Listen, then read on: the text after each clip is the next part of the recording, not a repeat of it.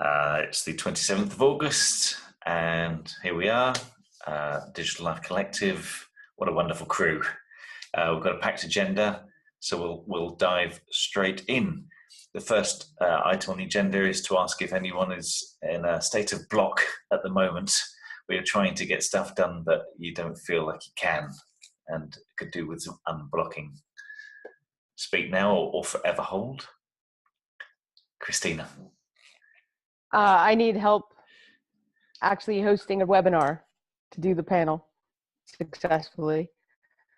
I did see in Friday's agenda that John might be able to help, so I will ask him. But if anybody else is available, either on the 6th or 7th, which looks like the dates, let me know. Cool. I should probably be able to make it, so if you need any help, just tell me what you need from me and I'll see if I can do it. Any others? Yeah, me too. I'll be in there. Sweet. Right, in that case, we'll consider that all the blocking unblocked and move to the next one, which is... Yes! Les, while you're still with us on this call, we've come to the final week in Self-Organising and Governance Month, and I believe there's some work due this week, which was the deadline. There's some work building up for the end of September as well as a follow-up, and I think maybe some broader scope beyond that. But of course, we need this new approach to self-organisation and governance to be adopted by the collective. And question on the agenda item here is, how do we go about deciding that this is how we want to decide? How do we go about agreeing? Do we have a process for that this week? It's a bit meta, I know. I don't believe we do. Any recommendation to how we should do that? Would it just go up on Loomio for discussion and then a vote, or are there any alternatives being aired? Well, maybe Christina and Michael would jump in, but I think what's happening is that there's more and more clarity coming out regarding Joachim's quite expansive proposal. And now Sophia is also putting in a huge amount of intelligent work on the process. With what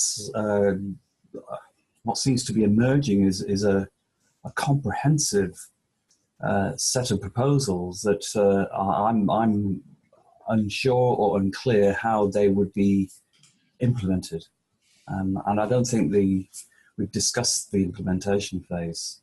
So I would think it likely that we would miss that deadline. But everyone seems to be working toward that deadline. So we won't have anything adopted by the 1st of September, but we might have something for the members to consider adopting. Yes, including a process for as to how it would be agreed. Cool. I don't think we've got that far. Christina? It seems to me that there needs, even at this meta level, to be a distinction between sort of the worker members and the general membership, and that maybe because it's intended for decisions to engage the wider membership, that open inquiry process would be something to put to the whole membership, whereas the how circles work and what are essential operations and what do we do there might be something that is more like worker focused. I'm very concerned that we don't have a clear membrane. You know, the people who are showing up and active and the general membership, even if it's easy to pass through, the vote and concern level, like, I don't know, I mean, that seems an important missing thing that I think is addressed in both of these. proposals, but that we don't have yet, and maybe one is active member decision and one is the general member decision. So, in so much as, because the active members are going to be the ones involved in the process of self-organising and decision-making, they're the ones to consult, as opposed to the majority of members who aren't going to immediately be subject to this because they aren't, to use the word invoke, workers in the cooperative collective sense here. Okay. Any dissenters or agreement on that basis? Rui, you have your finger waving. Yes.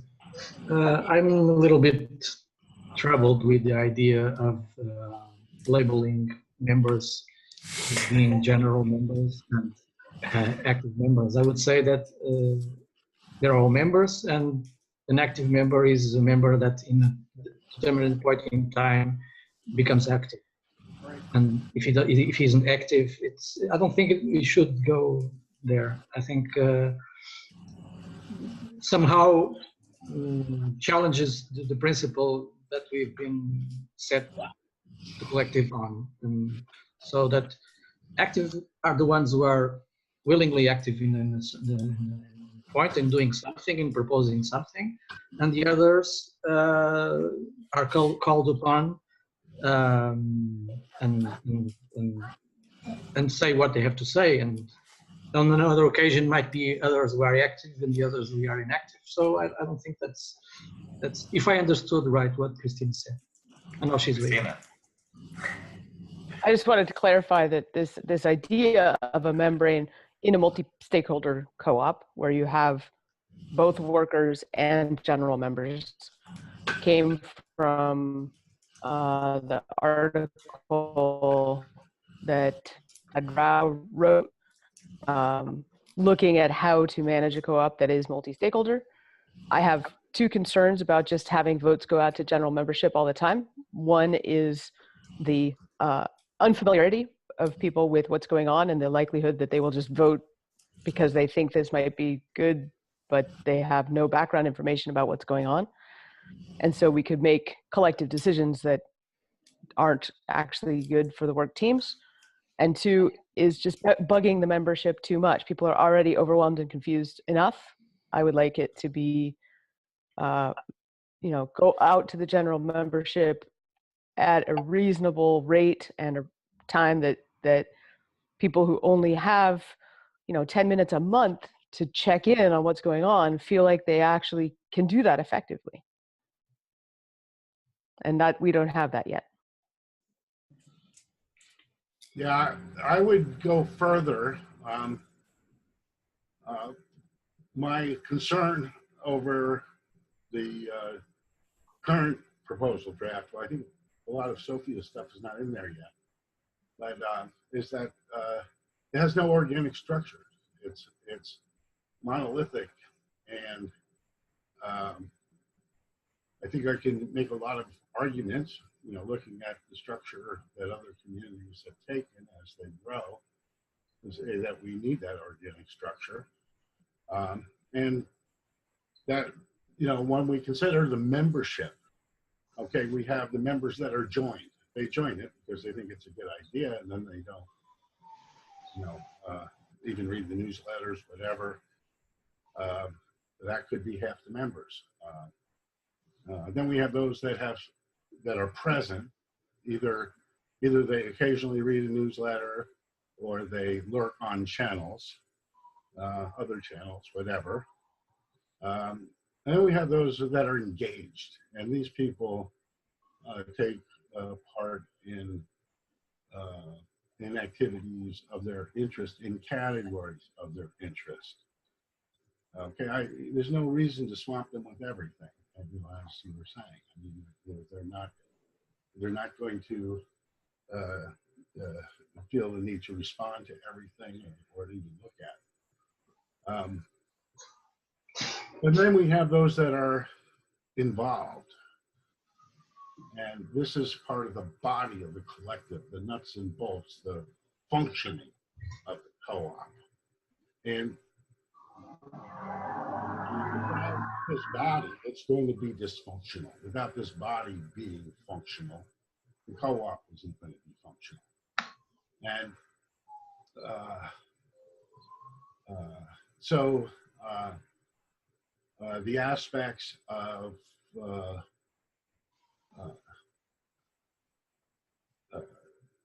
to call it governance and to omit how the work groups are organized is rather ridiculous in my view, because you're not going to have an organization. Thanks, Jim. You know, Any responses on that front? I would just add that perhaps, and then to Les, I would just add that to me the use of the phrase worker versus general member has been just a casual parlance, just to distinguish people who are more active from those who aren't active, and that's fine. That's just how language evolves. But if we get this self-organising right, then such a binary label becomes less relevant, because yes, you could have people just right on the edge reading the occasional newsletter, but then someone just involved in one circle or two circle teams, whatever the lexicon is. And so actually you'll get all variety of different levels of engagement, from an hour a month to a day a week. I mean, it's just the way it'll evolve, I think. And then the delineation won't be quite so binary. Les? Within the Sociocratic framework, there is cross-linking between circles. I think it would be very useful if this feedback, these comments could be taken as feedback for the governance working group to help them in their considerations, because it appears to me that they're just like, it's like a train. It's thundering down the tracks, but I'm still not convinced that it's going to end up in the platform. So I think all the comments that have been made are valid. And furthermore, if you wish to make some further recommendation as a team to feed back to the governance team, that might also be very helpful indeed. Thanks for that. I know that nobody assumed we'd hit perfect by the 1st of September. And I'm not saying that on the basis that anybody's expectation was we'd hit perfect. So I remain keen that we have something in place in September, which we recognise will just need further iteration improvements going forward, rather than reject it because it doesn't quite meet everybody's core criteria for a way we should self-organise. Something is better than nothing, I think, is the heuristic we seem to be working to. Christina? I just wanted to just respond briefly to your binary, non-binary. I really do think that especially once we have money flows, that people are going to need to sign something to join a circle. And there is a binary difference between floating around and listening to what you like, or even engaging in conversations and using the collective as like a place to learn and meet people and explore ideas, and actually working on projects. That is a binary thing. That's the whole point of a multi-stakeholder co-op. And I'm really concerned that if we don't make that distinction well and easy for people to see how to move from one side of the membrane to the other, if they like, that will flop. That's a good point. When it comes to something as serious as our own money, then you can't have people taking that casually and just piping up. Good point. Now, conscious of time, we've got some other agenda items to go through. So unless there's anything burning on that topic now, I will move on. And Les, I think... Can we just check and see if anybody... I was about to say, and Les, what was you just wanted to add something there? I wanted to check whether the views that have been expressed can be given as feedback to the governance circle. Definitely. I will put a link in Mattermost to today's minutes, and so they can catch up with the video and the minutes there for sure. And in terms of a sign-off, I would have thought at some point, the directors must sign off any change to governance because of their yes, yes. Anything that would affect their ability to conduct their fiduciary duties, or anything that might make that task more challenging than otherwise, definitely needs to come under their remit. But anything that isn't like that shouldn't. So yes, in good part. So as any feedback from directors needs to come as early as possible rather than waiting for a final completion. Sort of that I will feed that back as well. But I think directors need to show their hand and show which way they feel they would like to see this moving. In that case, Steve and I will definitely pass that on to Laura and Sean, and make sure that happens. Good point. And Les, you're welcome to stick around for the rest of the meeting, but you expressed an opinion in just joining that part of it. So if you wish to tune out, thank you very much as always. I would like to just make a point about Christina's last comment as applies in our chain. We have people engaged in activities. It's only if they choose to or want to be able to accept bounties that their relationship with the co-op changes. So within an activity, you have people that are, so to speak, we are called RAMs. They're registered with the bounty system. They, in essence, invoice and contract with the co-op. And then there's those people that just participate because they want to participate and are not really interested in receiving bounties, but they're both part of working on the same activities, but either whether they're a RAM or not.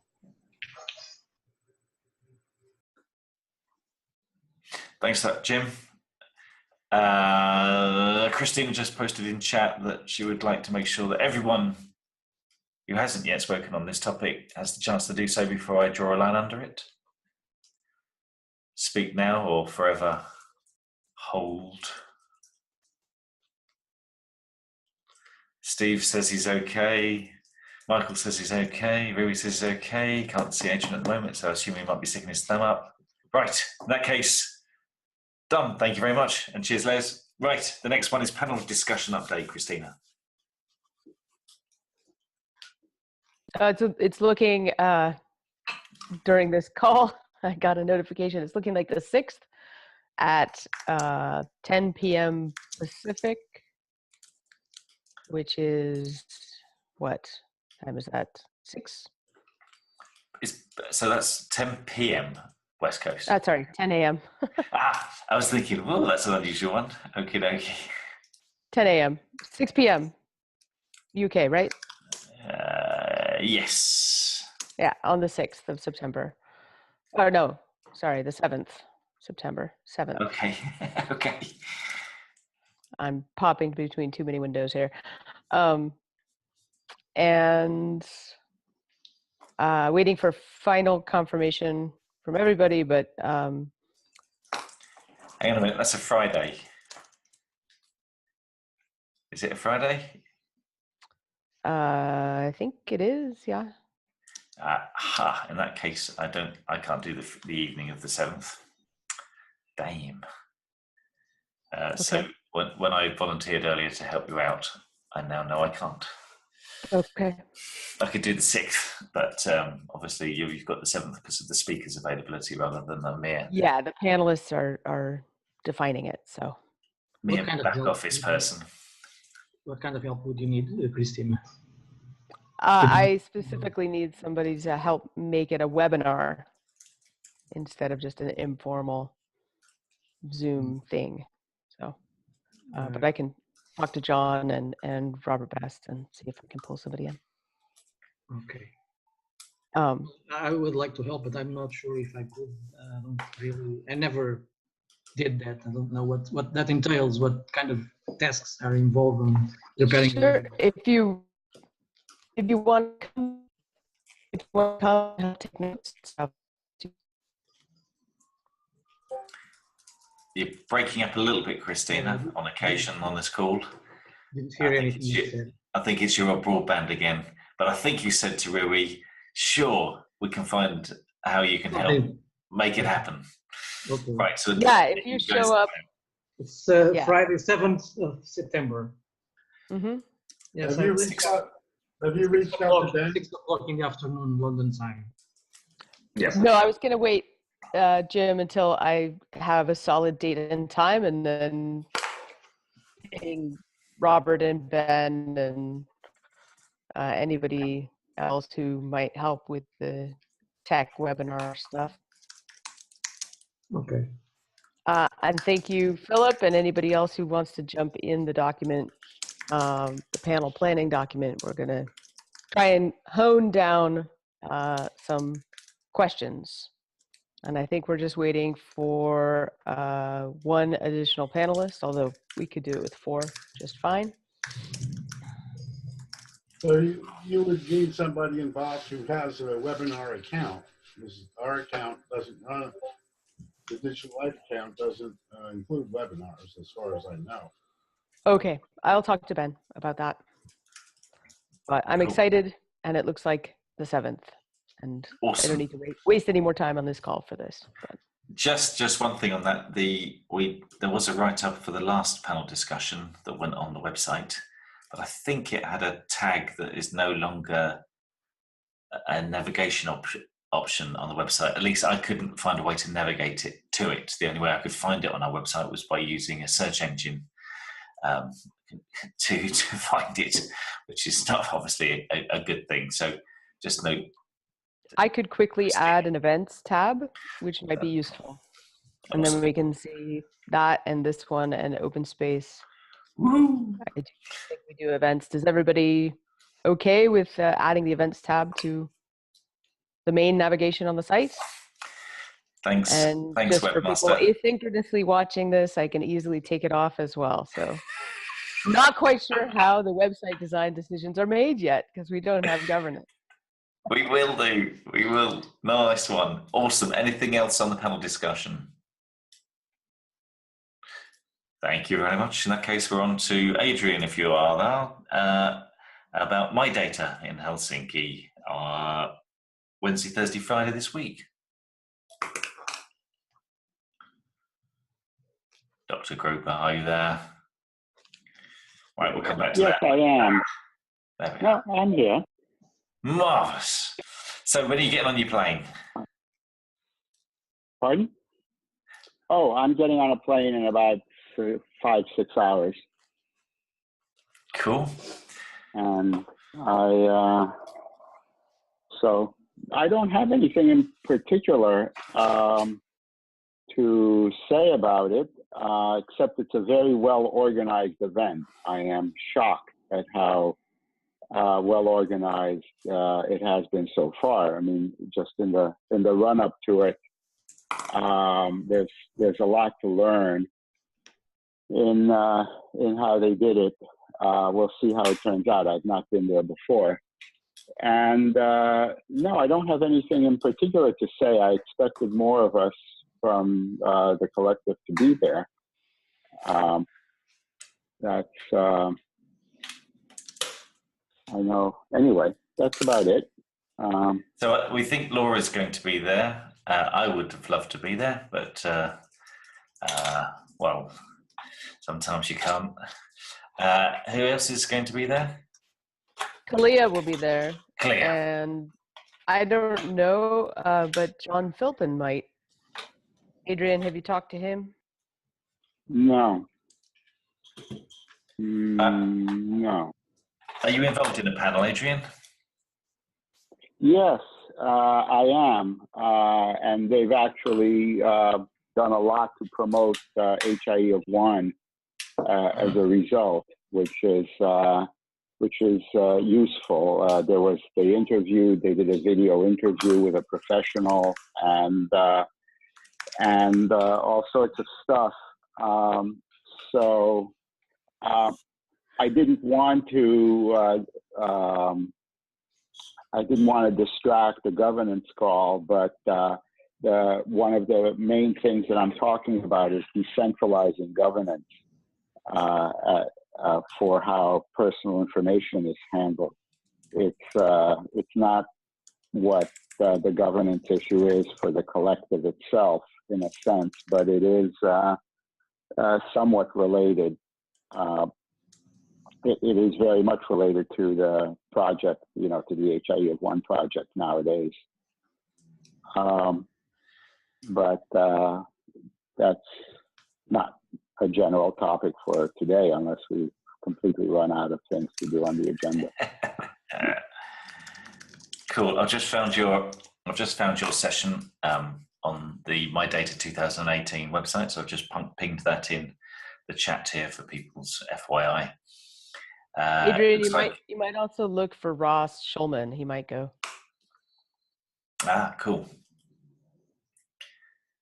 So you look like you're on a panel alongside Uport, InfoCert, and I don't know, Danube Tech. To find out. And is it all being streamed, Adrian? Do you know? I don't think it's being streamed.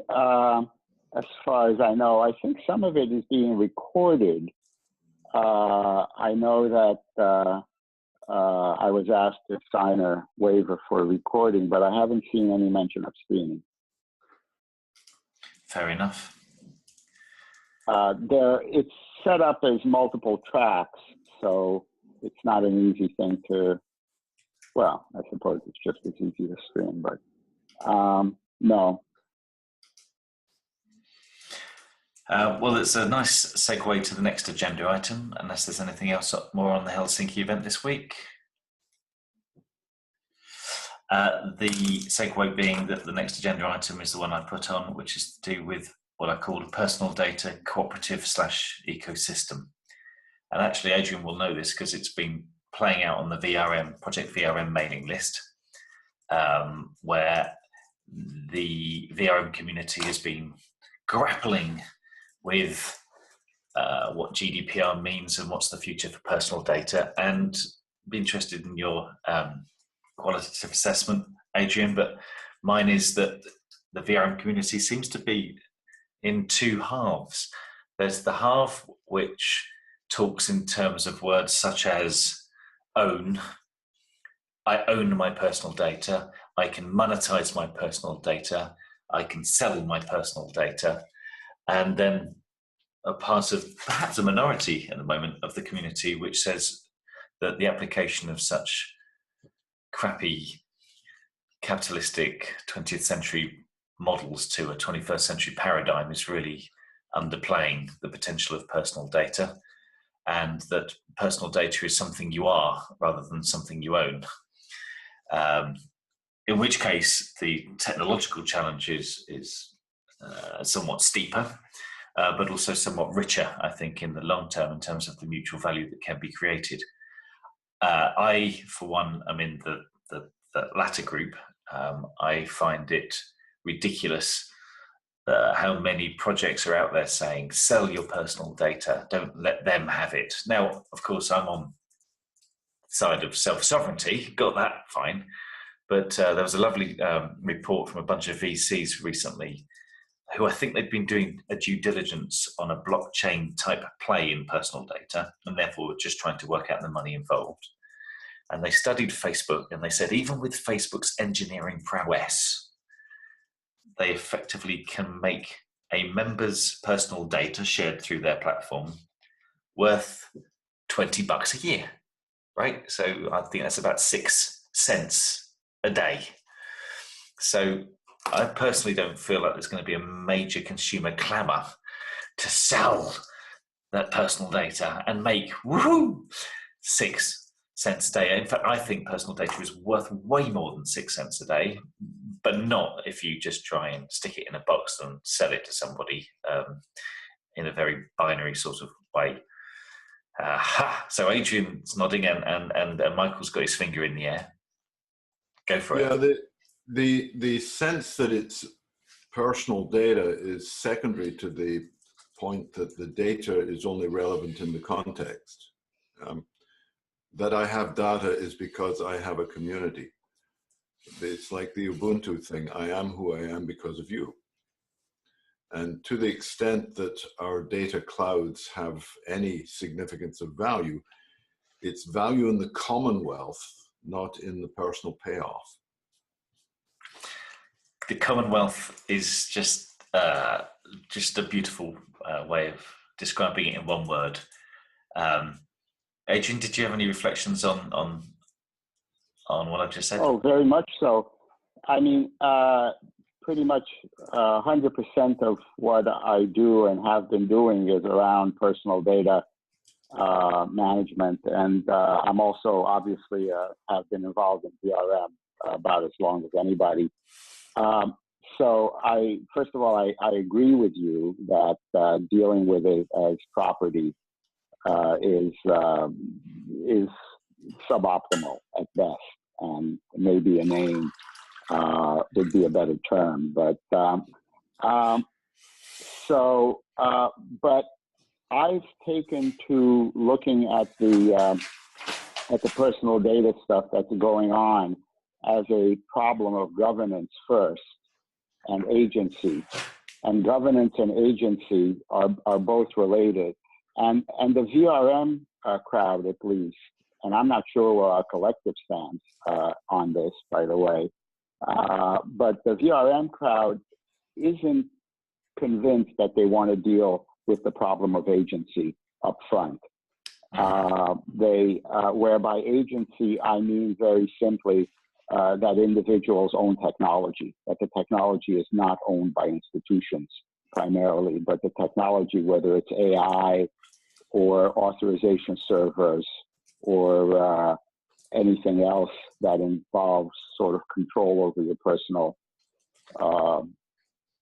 agency, amplification, has to be decentralized, in the sense that blockchains are decentralized, and that the business models around how you get that technology, again, are going to end up looking more like public blockchain structures. And what I can do, if people want, is I can stick around after 1 o'clock, and whoever wants to see my presentation, it's 10 minutes long, for my data that gets into this in a very deep way, because it relates to work that's going on at IEEE. It relates to stuff that's going on in India that I'm involved in around health records infrastructure and privacy at the state level. And so because I'm sort of a one-trick pony and I've stuck to this work now for these many years, I can sort of talk about it in fairly specific terms. Oh, that would be good. I for one would stay on for the hour to go through that. I've got probably another 15 minutes after that, so that would be awesome, Adrian. Particularly if it was recorded, because I've got to leave on the hour, and I'd really like to see that. Well, then we'll just keep this recording running if Adrian's okay with that. Yeah. The interesting thing about the membership of the mailing list is that there's also participation from some individuals involved in a political action committee in the US, a PAC, I believe is the acronym. And given Americans' love of the free market, which of course is flawless and just works beautifully, it's almost the extreme of financialization, where they talking about. Is there a free market somewhere? They're actually talking about the securitization of personal data. Can you imagine something as abhorrent as the collateralized debt obligation equivalent of personal data? I mean, it's just beyond belief. However, what the model that I'd like to shape and bring to the collective, perhaps in weeks rather than months, we'll see how that goes, is it's based. Hang on a minute. Let me just. There's a lovely guy called Moxie Marlinspike who's behind the Signal protocol, and it relates to security, but actually it relates to situating this conversation in tech we trust. And on a podcast, he was quoted as saying that there are two ways to think about security. One is computer security, which has proven to be an impossible task that we just keep losing over and over again.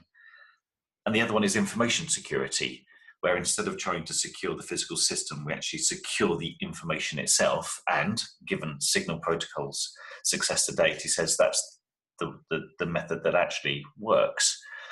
So I'm wondering, in terms of tech we trust, whether it's not the technology as in the hardware or technology as in the operating systems or other software, but we make tech trustworthy through securing the way in which our data flows through it.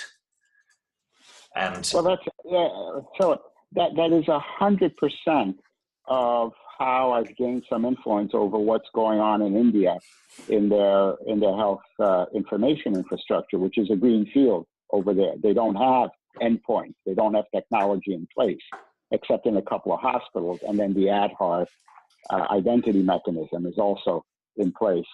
And the proposal that I made 2 years ago, which is now sort of made its way through almost into government policy, is that they only regulate the API and not the endpoints, not the institutions, not the systems that connect. And you could apply the same thing to GDPR, of course, and to the general problem that you're talking about. And a lot of this got written up as a peer-reviewed paper in July, which I can post along. I will post it in the chat along with the Government of India proposal. But yes, I think we're doing exactly that, at least in the India context. fantastic. Is to regulate the protocol. So so the thing I'm trying to work on is and it's not just when I say I trying to work on, I is we, because I'm just taking in lots of influences from lots of different places. So I'm not trying to claim this, but anyway, just to qualify my use of the pronoun, is we talk about self-sovereignty, which is me, myself, and I having control over myself. Self-sovereign identity being an identity that I use, and that wasn't awarded to me by a government. We talk about self-sovereign technology, which the best definition I've heard, at least the most succinct definition, is that self-sovereign technology serves a self-sovereign identity. But as soon as you say that, actually you realize that you can define self-sovereign identity in terms of the tech and in terms of the personal data, and in fact they're co-constituting. It sounds a bit recursive, but that's in fact the point. Because the point is that the self-sovereignty doesn't just apply to a human, or a human with his or her tech, or a human with his or her tech and his or her data, but also a household and an organization and a church and a school and friends. And it's all these nested interpenetrating collectivities, each working with different subsets of personal data, which through things like differential privacy can be statistically useful to that group, that collective, and yet still preserving the individual's privacy. And therefore, what we're looking at is cooperation around the joint sense-making of data. Because my data to me is meaningless. I always use the example of 20 gigawatt hours. What am I going to do with that data point? No idea. If I then understand how other people's households are consuming electricity, I might be able to work out whether I'm in the top decile for energy efficiency or in the bottom decile. I've got no idea just with the data point. So data needs to breathe in order for it to become knowledge, meaningful, useful information. And so I'm thinking that if we wanted a mass membership cooperative, then forming one around a cooperative based on the cooperative having self-sovereignty over its combined data and having all these nested interpenetrating levels of at play, that might be the kind of mass membership cooperative that we were striving for from day one. And it's way fuzzy at the moment, but I feel like that could just play beautifully into our current mission. I agree completely. Well, And that's where the whole BYOID cooperative comes from. It's trying to express that, and maybe some of the language you use here would be good in flushing that out. in terms of the value of cooperating on technology and cooperating on identity, building strong identities in groups, in our circles, in our organizations.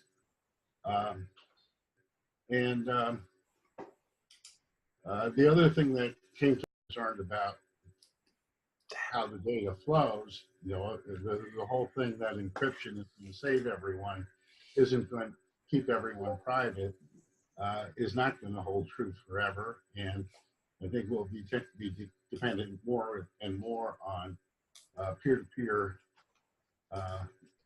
networks, private networks, decentralization of the infrastructure of communication, so to speak, as well as so the blockchain is really only for what you want to be discoverable. It's really not good for anything else. Then we should schedule. I'm just conscious of time. I'm going to just come to Christina and Michael very quickly because we've got 6 minutes left to the top of the hour, and we've still got 2 more agenda points. Perhaps we should schedule a future Zoom to this topic alone. So Christina, then Michael.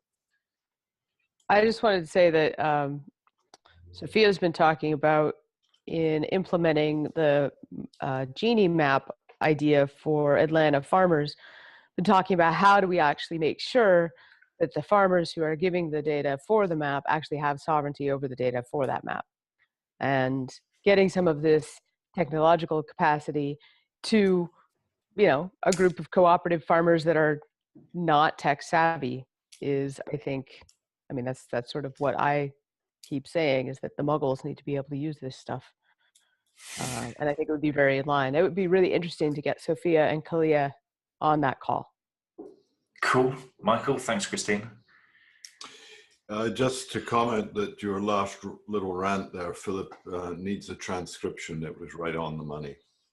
Thank you. Oh, cool. Well, like I say, it's only a distillation from speaking to everyone else on this call and previous calls. It's just, I feel like there's something forming here. But with 5 minutes to go, we have the Ron Kim update, and yes, there was another one in there, but that seems to have gone. That's Steve doing his tidying up on the background. Ron Kim.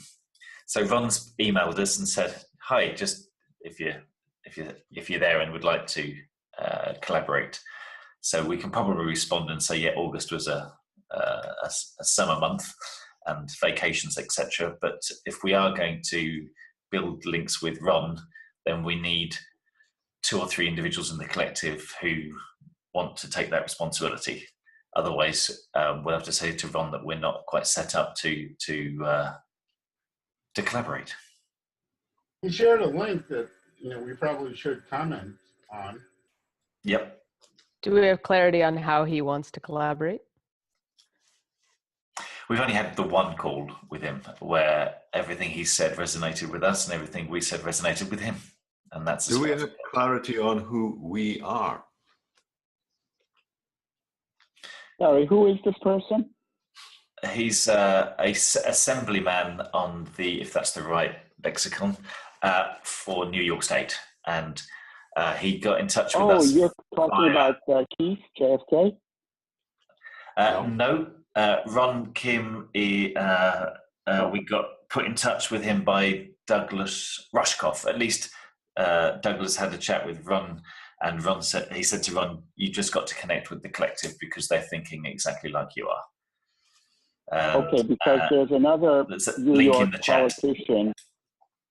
Yeah, there's another New York politician, James Felton Keith, that is in this space and trying to run for state office, I believe, but maybe federal. In any case, he's very much involved in this. I will try and put something in the chat in the next minute. I think he's one of the you know chaps about it? Well, he's on the VRM mailing list, so I think he may be closely linked to the Political Action Committee that I mentioned earlier. Yeah. Slightly derogatory terms. I think his motivations are good. I just don't believe that the strategy he's executing or expressing in the mailing list is going to do it. But anyway, we have 2 minutes to go to the top of the hour, and then we're going to call the main part of the meeting over and then segue to Adrian's Helsinki presentation for those who can stick around. Okay. Any final thoughts? Can I get my response? You know, who are we? I'm ready to go with Kim tomorrow. If he was on the line now, I'd have 17 things to say to it. But I don't know if I can say those without compromising the credibility of DigLive. What you're Couldn't saying? you just talk to him via Open Money? Well, I can, but well, that's my point. Do I do it personally and off the edge, or do I through DigLive? I would imagine that you know what you have to say that is aligned with what we do here, and what you have to say that maybe off to one side because it's not integral to the collective right now. And however you wanted, whichever hat you wanted to wear, Michael, is perfectly appropriate. Well, it seems to me that there should be some good communication between the people who have an interest in this. So shall we form a little thread, sub-channel to discuss Kim and the DigLive? The volunteers on previous calls who've expressed an interest have been yourself, Jim, and Joachim. And Jim from his Archain perspective, Joachim, because he just loves all this stuff and lives in New York. And Christina. Sorry, Christina. I think Sophia was intrigued as well, but I may be speculating on that. Well, I haven't got the bandwidth, and I'm not in the US or North America.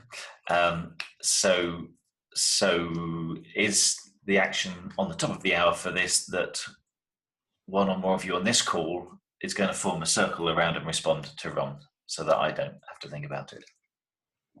Yep. Who? I will. If okay, so you'll get in touch with Joachim, Jim, and Christina in the next this week. Is there a document? And Sophia. And Sophia. Marvelous. Right, I'm going to draw a line under that, unless there's anything else. Thank you. In which case, thank you very much. Cheers, take it easy. So that's the end of the formal 1 hour call. I say formal, you know what I mean. The regular 1 hour slot, but we're having an extension so that we can understand what Adrian's going to contribute to Helsinki this week. Over to you, sir. All right. So here, let me share my screen. And can you see it? Yes. Okay, let me see if you could still see it after I hit presentation. Yes. You still, okay. So good. This is meant to be a 10-minute talk. I'm happy to practice it on you guys. But also, if you feel like stopping me, again, there's so few of us, and I don't know how much time everybody has. So the title is all about standards and self-sovereign technology, and the idea is to talk about our experience to date. So Trustee is the name of the software product. It's for storing and sharing health data. HIE of One is the name of the project. It's free software. It's GPL. And it's a prototype of how to decentralize governance on how data is used or monetized or whatever you want to call it. Exactly what we were talking about for much of this call today. The assumption is that each person has their own trustee, that everything is standards driven to avoid any kind of lock-in or walled garden. And we'll already have about 6 to 9 months of experience in introducing this into a mainstream project in Atlanta. And as I mentioned also, though it's not trustee specific, I'll talk a little bit about India if we have time. So what's meant by self-sovereign? It's personal devices that operate together that then enable decentralized groups that bundle the policies and compete for the people that are operating these devices on, as their agents, these trustees. I mentioned the lock-in. I also believe, as we do here in the collective, that user financing is critical to actually scaling this kind of thing up. And, that's certainly something I learned in this group. And as I mentioned, in terms of overall sort of philosophy, it's driven a lot. It mirrors the public blockchains and how they evolve as open source software and decentralized governance entities. So what is actually the technology stack that we've implemented? It has private and it has communal components. On the private side, we have the person themselves. Obviously, they're private. The person then controls their mobile device, typically through nowadays very sophisticated biometrics, and then wallets, you might call them, like the Uport identity wallet, that are linked to that biometric. At the next level of personal technology, you can have an agent. This is what trustee is. The standard that we built trustee around is something called UMA. It stands for User Managed Access. It's actually kind of an extension of OAuth, which is in pretty much everywhere in industry right now. And the idea is to have your agent be a delegation of you. In that sense, it's semi-autonomous. And that's why it's not the mobile, because the mobile itself is not autonomous. You have to be there to use it. And finally, on the personal side, you have storage, which has classically been part of this PDEC, this personal data ecosystem that people talk about. And you have to have standards, like in our case, Fast Health Information Resources Standard for health records. On the blockchain or the communal side, you have exactly what Jim was talking about, or maybe it was Philip, where blockchains are being used to tie the personal together. And there we implement standards for identifiers, where you have this write once, read many times process or characteristic that makes, it doesn't really matter how much the transaction costs on a public blockchain, even if it's significant, because you're not using the identifiers transactionally. You're mostly reading them, and reading blockchain stuff is free. The same thing goes for public credentials that are where the security and the verifiability is linked to the public blockchain. But again, it's write once, read many times. We keep the individuals accountable through timestamps on public blockchains. And these are Merkleized. And because they're Merkleized, it means you can bundle 1,000 of them into one transaction. So again, the transaction cost on these expensive blockchains is negligible. And finally, we have the finance issue, the ability to sell stock in your particular governance bundle or governance entity, and to also support the protocol itself. And blockchains are really, really good at that, as has been shown. So here's a demo of what the system is doing already today. It's got the trustee, the agent itself, how we use Uport for identity and credential management. Health record is an example of a copy that you might make that you're controlling locally. The consent table, which is how you control your agent, and then the directory, which represents the decentralized governance that competes for your trustee attachment. So when you sign in, obviously you need a single, this case is showing me as a doctor trying to sign in to me as a patient. As the doctor, I obviously need to have a single sign-on mechanism of some sort. We're using Uport, which is under the standard that's being worked on under the W3C aegis. And so the doctor goes through their Deport wallet, sees that they have some verified credentials, their NPI and their specialty in this case, points the camera at the QR code you just saw, gets a confirmation screen saying that the trustee, that the patient's agent would see their NPI and their email address, and they click continue if they're willing to do that. And now they're signed into a health record. This health record also happens to be connected to hospitals and to insurance companies already in our system, but I won't get into that because it's not part of the topic. Also, you'll notice that the personal health this health record has a picture of the patient. That way, the doctor who is signed in knows that they're talking about the right person, because otherwise they were just using a single sign-on system and they could have linked to the wrong person. So this is an example of the local use of biometrics. Now I'll show you me logging into my own health record and my own trustee as an individual, as the owner. And in this case, there's nothing to do with blockchains at all. I can simply use a username and password. And I see the same health record, of course. But notice that now there's this green button that points to the consent table in the upper right. And when I click that, I get to get a completely different part of the trustee, which is accessible only to the individual, to the self-sovereign individual. And this is the authorization server.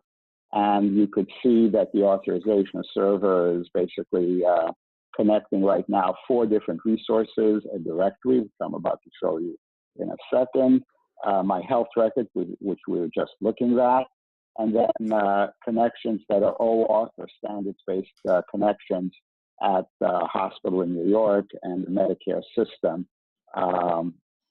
And these check marks and X's are a convenient way of deciding what, and specifically what gets trained in the directory that you're about to see now. So finally, the third component of our software project is what we call the directory. And the directory aggregates the interests of individual people without being able to. And the directory itself is sovereign technology in that it's free software. Anybody can operate one. It's just another virtual machine. It's the place that provides support, and it aggregates various monetization information for the data that the person controls. And in this case, we're paying attention to that allowed my health record to be posted to the directory, and that's why this red badge occurs there. This is how control this. And but the agent controls a lot more than that. It controls what metadata gets sent to the directory. So the agent basically is able to decide how much they want to participate in the directory, and therefore how valuable a search of that directory would be. So sort of winding down, what we have is a semi-autonomous agent that's built around standards that would-be users bring their standards-based credentials, that's W3 work, along with their standardized data request. That data request obviously depends on the data model being standardized, like FHIR is, for example. And we're showing how it's doing this in a health record example. The key point here is to enable decentralizing governance over how data is used. It's interesting that a large academic medical center has taken this up, partly because of the allure of blockchains and partly because they themselves want better control of their technology vendor, even though they're a gigantic institution. So in shifting from this purely institutional technology mindset where the hospital assumes that they own all the technology and the patients own none, they're basically the interaction with them has been mostly an exercise in risk management. And finally, what we're doing around this ability to decentralize governance is having significant influence on the green field for health records management in India, where they're planning to have some kind of an insurance program for the 500 million citizens that are below what they consider the poverty line or whatever. And they're looking for more effective examples for how to govern this kind of situation than what we have in Europe, where the state controls governance, or what we have in the US, where the private sector, the hospitals control the data, or where you have sort of this globalized Facebook controls the message to 2.2 billion people. That is the third possibility. And so it's very nice to see some pushback on these highly centralized models. So that's the conclusion. If there's a take-home message here, it's that there is a relationship between having your own technology that you control in the sense of an agent, and then the ability to decentralize governance and to compete on the basis of their policies. Thank you. Sweet. So how did I do on time here? I can't see my own screen. I think that was just about 11 minutes. Yeah. There you go. Christine's got you a question. I want to Let me know. stop sharing my screen here if I can, so I can see you. Go ahead, Christina, please. I was just curious about how self-sovereignty works with the homeless population in that example, since I assume there's not going to be very much tech literacy there. Oh, yeah, we don't even assume that the homeless have a smartphone or an account. It works through navigators. It works through community. The directory, in effect, in the Atlanta case, would be a community service group, not a HIPAA-covered entity. In other words, not a licensed as such. And the idea is that anybody who the homeless person trusts, which isn't necessarily the hospital because they're bouncing from emergency room to emergency room, would be operating this directory.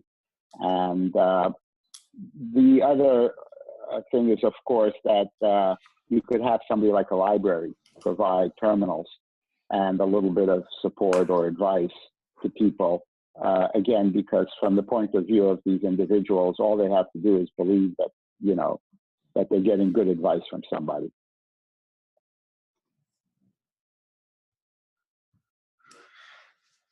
But some people don't want to get good advice. They want to get paid for their little information.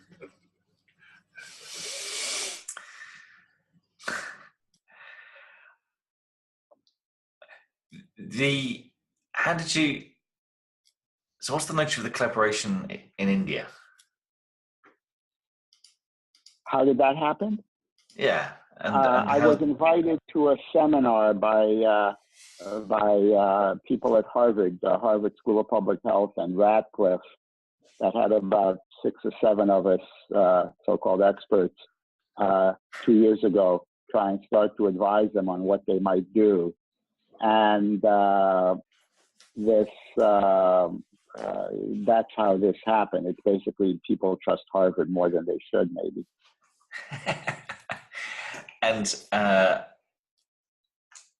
so what's the collaborative potential with the Aadhaar system? I know that it's come under some criticism, if only because it started off as voluntary and is now almost involuntary. If you're not on it, you're kind of your agency is eroded if you're not on it, as opposed to your agency is advanced if you are on it.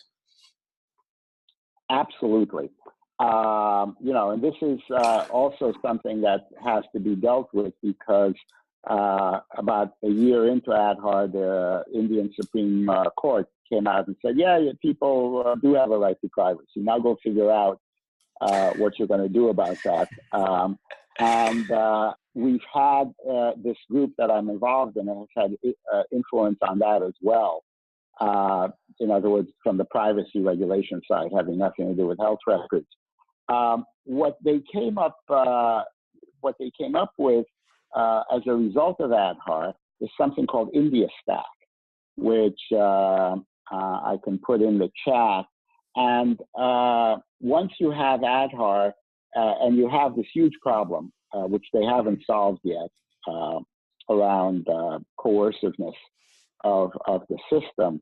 But let me just type in India Stack here, or somebody else can look for it. Anyway, they came up with this idea that once you have your Aadhaar ID, one thing you could use it for is to control a personal data store that has your mortgages and your diplomas and other very, you know, critical documents. So to turn, did somebody put that link in there already? No, oh, here, I'll put it in. So what happens is that they already had the idea of giving everybody a personal data store, a mini personal data store, if you would, at government expense. And so it wasn't standards-based. It isn't standards-based. It is, I think, open source.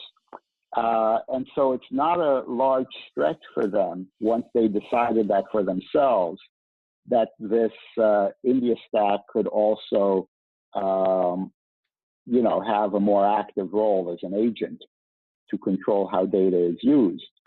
Now, so this is why there's a link between Aadhaar and self-sovereign agency. It's through the India Stack that they come up with themselves. And now I'm talking to the architects of Aadhaar and India Stack, trying to convince them to do this in terms of standards, so that rather than to make it proprietary to India. So it's not so much that I have to convince them to do this, it's that I have to convince them to do it according to UMA, for example, and verifiable credentials stuff. I love it. Just a quick one, if you know the India Stack people, the link on their homepage to DigiLocker is broken. It's no longer /DigiLocker, it's digital-locker. Anyway, you might want to let them know as it's on their homepage. Awesome. Now you're in Gatwick tomorrow. I've got to shoot in a minute, which is why I'm just coming to your email that you sent an hour ago. You're in Gatwick with a long layover, is that right? No, next week. Next week. Ah, perfect. Okay, that might work better. I'm back in Gatwick. I don't have a long layover tomorrow, but next week I do. I have pretty much the whole day. Oh no, that's the best flight interchange you could get. A whole day at Gatwick, mate. I mean, I'll see if I can lighten your load. I mean, I'm not saying anything about my company, just that any company's going to make Gatwick feel better. No, I can take the express train into London. It doesn't take very long. Cool. Well, then let's consider that a date. I know I've got to I can move a few things around. I'm sure we'll see you next Tuesday then in London. Awesome. Marvelous. Right then. Well, I have to skedaddle as it's well into my evening and I've got to go and cook the evening meal. So I'll leave the meeting and I think that will stop the recording. But have a fantastic time in Helsinki. Hope it goes well. Yeah, thank you. I'll be in See you all Berlin. next time. Thank you very much for your presentation. It's Yeah, too right. very interesting. Food for thought. You have some comments, Farouk? I do. Well, I always think about this as kind of like a tiny mouse fighting an elephant. It's huge, because what's being established right now is so much entrenched that these efforts it's hard to see the kind of the light of